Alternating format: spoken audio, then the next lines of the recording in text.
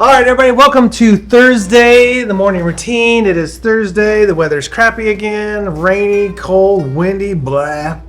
But that's all right. We got good headlines. We got a guest coming up to talk about employment and his cool job and the different things he's got to do. But first, we got to do our headlines. Got a few headlines here for you. Starting with President Biden's budget will propose tax increase to bolster Medicare. Now, I'm all for bolstering Medicare. This is a good thing. We need money to put into Medicare. I get it. But maybe, just maybe, we could not raise taxes. Instead, we could reduce government spending on themselves. Maybe not so many free lunches. Maybe not so many cars. Maybe they pay for their own gas like the rest of us.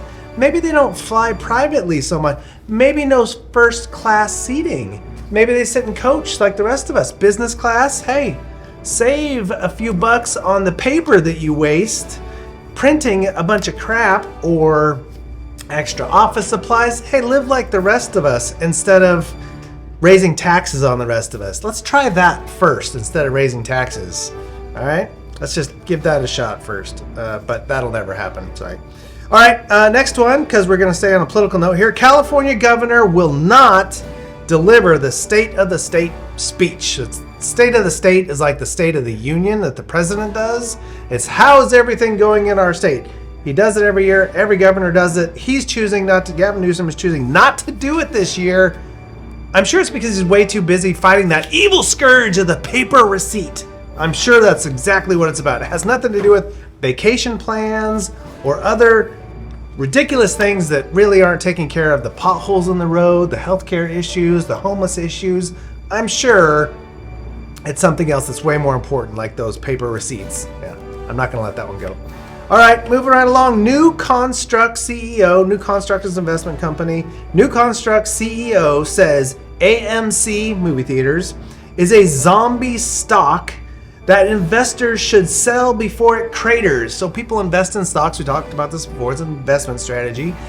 And they should sell those stocks because it's a crap company, is basically what this guy's saying.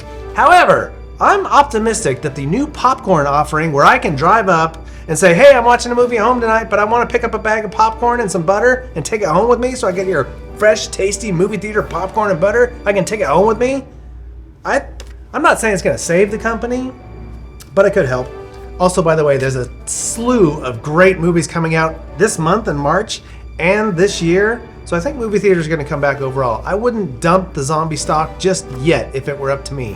If I own some, I would just hold it a little bit longer. Give it 3-4 more months. Hey, if we not seen an uptick in the summer, I'd say maybe think about it. But anyway, all right, that's the headlines. Let's jump into some fun stuff. On Thursday, I wanted to bring in somebody who stopped by today and has a great job, has been working at a place. I'll let them tell you all about it. He's been working there for almost 2 years.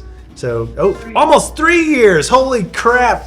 That's crazy, impressive, and totally awesome. So, Brandon, come on in, Brandon. Yay, Brandon, yeah. Have a seat, bud.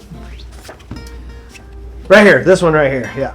Very good. All right, Brandon, thank you very much for coming in. Good morning, Carl. Good morning to you, sir. So, how are you doing? I am doing quite well at Walmart.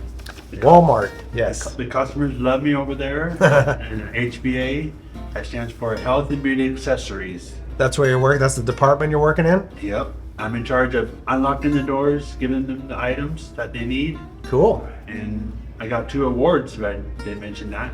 No, what awards did you get? One was a recognition award, helping a nice customer with the items. Oh, very good. And then taking them to her car. Very good. And then the other one is safety award. Ooh, nice. Which I always look out for trash that's on the ground. I can't stand a messy aisle. Oh yeah, I gotcha. So that's awesome. So 2 awards. Now you've been there for 3 years. 3 years. And where did you start when you started at Walmart? What was your job when you first started?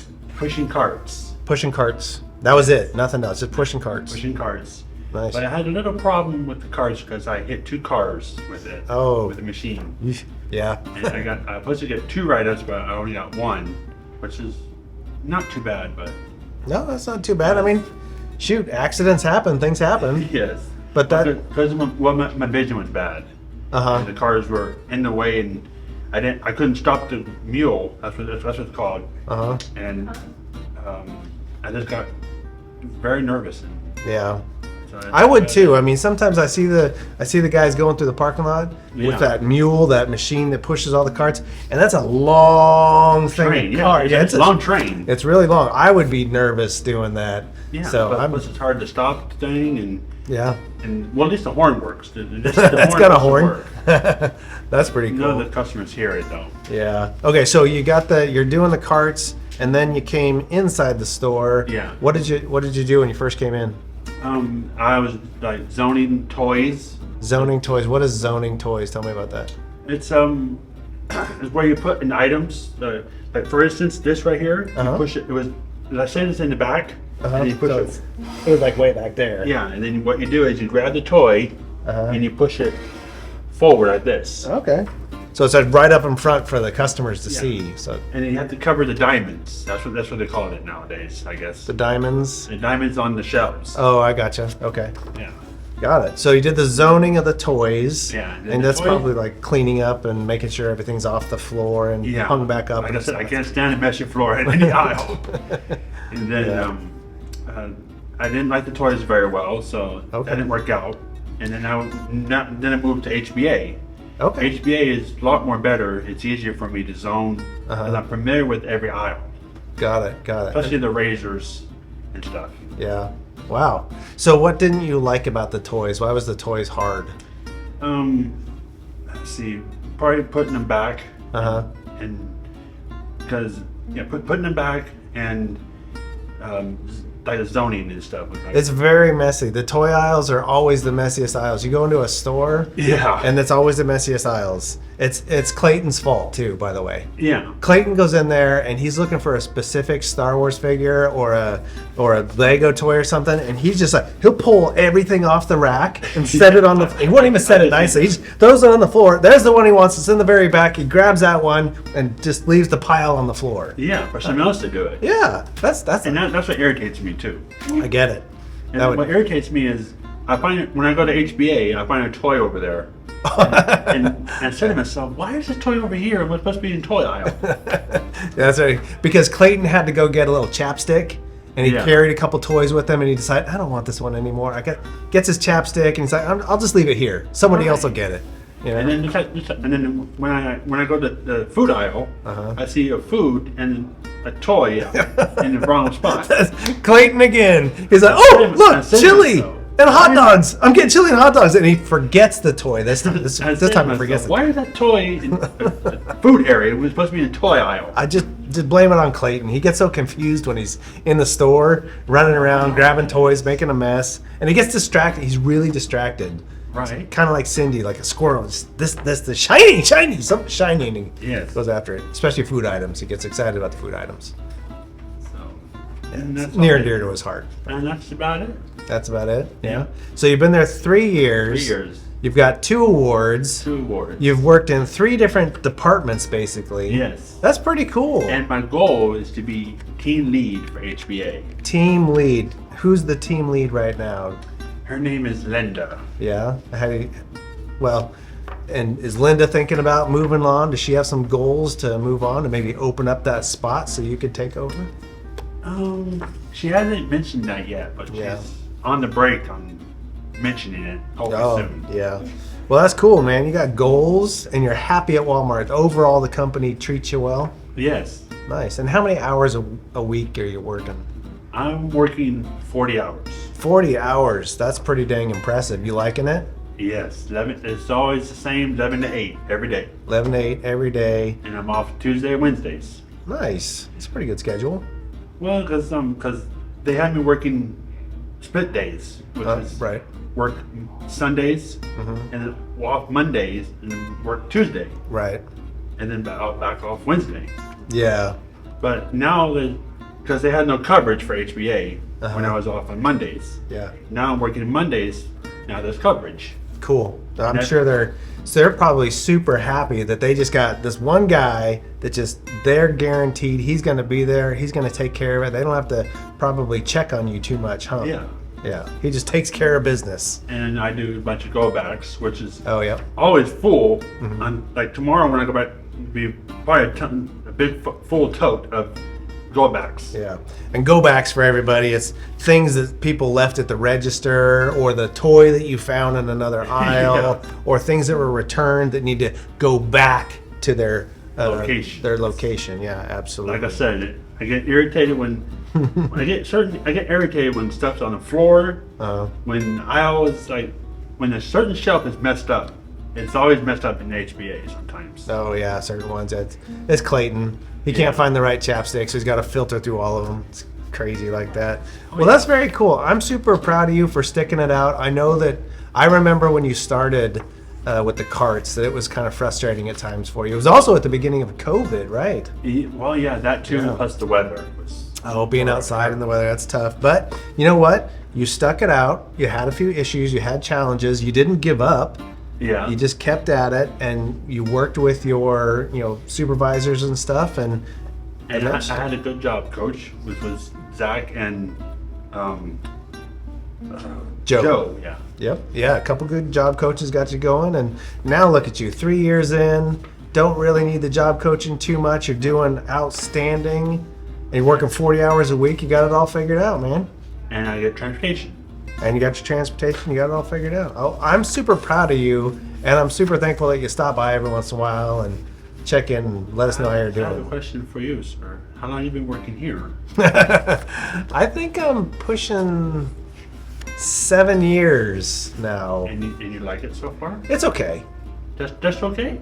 I'm just kidding. Actually, I really like it a lot. I do. The people that I work with are absolute outstanding individuals. Are they friendly? Most of them, yeah. Some bite sometimes. You got to be a little, careful. Don't, if you're giving, a piece of candy to someone, you kind of got to throw it across the room at them. They might take your hand off. No. We handed to them. Not throw it across the room. Thank you for no, everyone's great. We have a great team here of people, and our clients are, in my opinion, some of the best in the world, I'm sure, including me, including you, who stops by from time. Here's what I love about you represent a lot of our clients. That is that you go out in the world, you're completely independent, and you still come back and visit from time to time. On my days off, yes. On your days off, you come back and visit. Plus, I used to do the Gala Center. And do the Gala Center, yeah. And then I used to go out and audio to the guys, like to the Hope Chest. Yep, absolutely. And then to the ball games. Yep. See, all the things that you guys do right now for the audience watching, you guys are doing a lot of things that Brandon used to do, but he's moved on. He worked on all his things. He participated in the trainings. He participated in the volunteering. All that stuff added up to being able to apply, get hired at Walmart, and now be successful at Walmart. Yes. Yeah. So that's a big pat on the back for him and his participation effort, and a little bit of a pat on the back for us here at VCDI and TCDI for our encouragement and job coaching. I had a few challenges here. Yep. I used to do other volunteering here, like the Nova Outfitters. Oh yeah, no. That was a little challenge. Sure. The speed wasn't too good with the speed and stuff. But I got through it. Yeah. But that's all the learning stuff. That's why we have all these different opportunities, so we can all learn and whatnot. Because one of them, because of my vision. Yep. I had a little hard time with my vision. Yeah. Like I said, I got through it, and that's all that matters. That's all that matters, is that you try, you keep pushing through, and you don't give up, right? Right. All right, we don't give up. We can't give up. Can't give up, yeah. All right, everybody, that is Brandon. Thank you for coming in. We'll wrap up with what's happening in Modesto. Gabrielle's going to tell us a little bit about what's happening in Modesto this weekend. George, thank you so much for visiting us here in Modesto. Thanks for coming.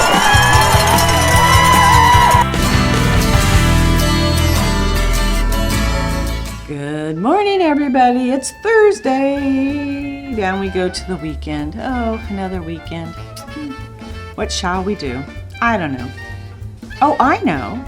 If some of you are participating, made it through the cuts and everything, to be in the 48-hour film competition that's happening.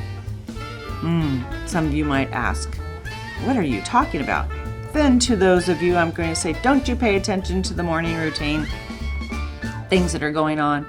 There's a film competition going on this weekend, and you pick up a packet. You had to have registered, which we did. You pick up this packet, and it has all these instructions in it. And I believe you get one thing they give you. A line? A prop. That's the word I was trying to think. Yes. A line, a prop, and a genre. And you've got to make a film. And you only have, what did I call it? 48-hour film festival. So, you got 48 hours to film it, edit it. Ooh, somebody might be in there proofreading. And you got to get it in and submit it. I think it's going to be very exciting. And then, I'll let you know, on the 24th is when they take the top 16 and they're going to show all of them at the State Theater. And then there's going to be a winner. Maybe we'll win. It'd be great just to be in like the top, what? They're showing 16 and only 16 make it. We want to be in the top 50 percentile at least. So we want to be in the top 8. That would be great. Don't you think? I think so. So, if you see people around town and you think they're being a little odd or goofy, they might be doing the 48-hour film festival. Or it might be us. So, that's what's going to be going on around and about in town this weekend. So, keep an eye out. You never know. You might be an extra in somebody's film. Everybody have a great day today. All right, Brandon's still here. Brandon's going to take off. Thank you, sir, for coming in. Thanks for having me, Carl. Yeah, absolutely. All right. Thank you, Brandon. So if you guys have questions for Brandon, he'll stop by from time to time. Just grab him, ask him. He'll be happy to tell you about, all his experiences. All right, let's go back in the bearded past with Zach.